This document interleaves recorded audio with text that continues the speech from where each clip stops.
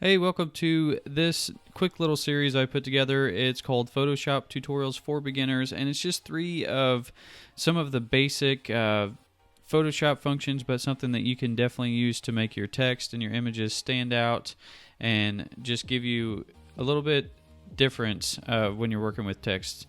So this one's for layer effects and styles, which is just different layers that we're working with. So I wanted to bring up this word. We'll disable these layers. And I've got this background that we're going to work with. So notice how hard it is to read that text. But once we start adding some effects, some layer styles, which is right here on the panel, you can add any kind of layer style. We've got bevel, emboss, stroke, inner shadow, all these different ones here. And I just want to show you how the different effects can make it stand out on a background. So first one is probably the most common, and that's a drop shadow. So when you add that, a lot of times what you want to do is click on this to pick your color and pick somewhere on the image that's going to give you a nice complementary color that will go with the picture. So let's click OK. We're going to put the opacity all the way up, and for the distance you can change it here. Let's go back. How about we actually put the layer style on the text? Okay, try again. All right, so we'll drop this here, and we could see that the different colors will affect what it looks like on the back. So let's pick a different, let's pick that color, and we'll make it just a tad bit darker. This usually works with any picture. Click OK. We've got opacity at 100%. We can start changing some of these settings. So you'll want to play around with these and see which ones you like best, and then you can just kind of keep those settings, and when you go back and apply that layer style later on, it will have these.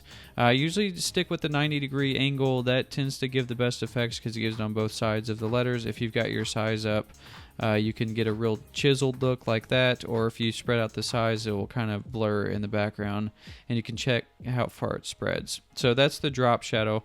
Next, let's go to an outer glow.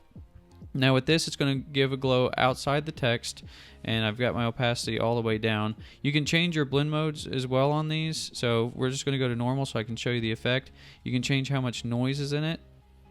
So if you want to see that, you can actually tell what that does. And then we can also click and change the color. So we'll do the same thing for this, except this time instead of going darker, I want to go a little bit lighter.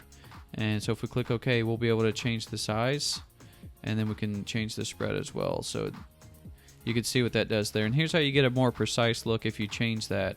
If you drop the spread, you can see the difference between softer and then precise. So precise is more of exactly what you're trying to achieve. All right, on the next one, we're going to go through pattern overlay. So this is if you have a pattern that's defined, or if you'd like to change a pattern that you have, you can click on these and see and add that pattern to the text. Now, one cool thing you can do with this is change the scale of it. So if you want to go really small or really large, if you have something like crinkled paper, you can actually see the definition. Then again, you got the blend modes. So now on to the next one is gradient overlay. Now this one's a really cool effect if you're trying to blend. So you can go into your gradient here, and we'll pick two colors. So for this color, I'm going to pick a dark, and then on this side, I'm going to click a lighter color.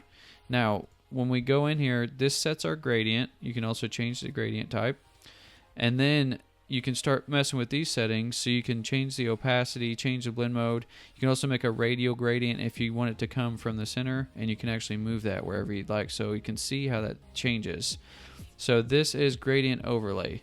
Color overlay is pretty self-explanatory. You can just pick any color and change the color of the text.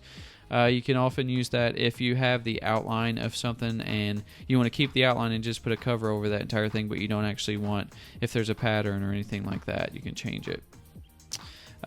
Next, we've got the Satin Look. So you can see this kind of gives it almost like a 3D texture. You can change the blend mode, and you can change the color. So you could see that effect and what it does. This one you will need to mess around with the settings to get the best overall look. Then we've got the inner glow, which is going to go on the inside of the text. So we'll pick, let's see, this lighter blue color, and we'll bring it down just a little bit, and we'll change this to normal to bring it on the inside. Now with this one, if I take the opacity up, you're going to be able to see exactly where it is. And you can change these different settings to see how far it comes in. You can also change if you want it to be from the center or if you want it to be from the edge. So if you're going for a different look and you want it to come from the center, you can change that.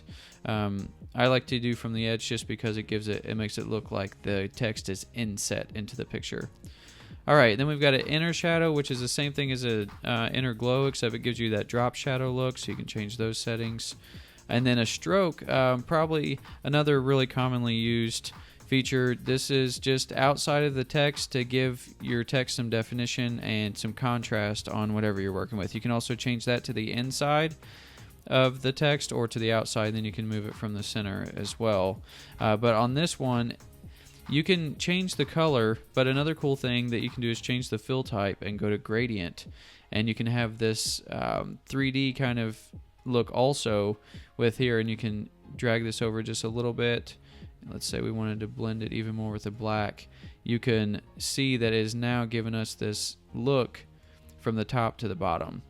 And don't forget that you can go through and mix these as well. The last one is bevel emboss, so there's a ton of different options here. Emboss is going to give you kind of like an outer 3D. I keep using 3D effect, but it's true. So you can change the depth to make it look like it's popping off of the page. And so this bevel emboss is going to give you more of a 3D look without having to use any of the Photoshop 3D. And this one definitely has some shading and all kinds of things you can mess with. Now these that have the plus sign, you can use those to have multiple layers. So if you wanted to have a stroke here and we wanted to add another stroke with a different color, we could do that. And let's see here. If we take that up a little bit, you can see how we've got red on the outside and then the black. So this is good to have if you wanted to put a stroke and then you wanted to have a drop shadow, and it's really going to give you that different type of look. And you'll be able to tell the difference from just having the regular text on the background layer. So that was layer effects and styles. And the next part of the series, part 2, we're going to be going over different image blending techniques. So ways that you can take two images and put them together. So if you liked it, I hope you'll like this video, and also subscribe to the channel. The more subscriptions I can get, the more I can give you guys valuable content. So good to see you, and I hope you'll come back for the next one.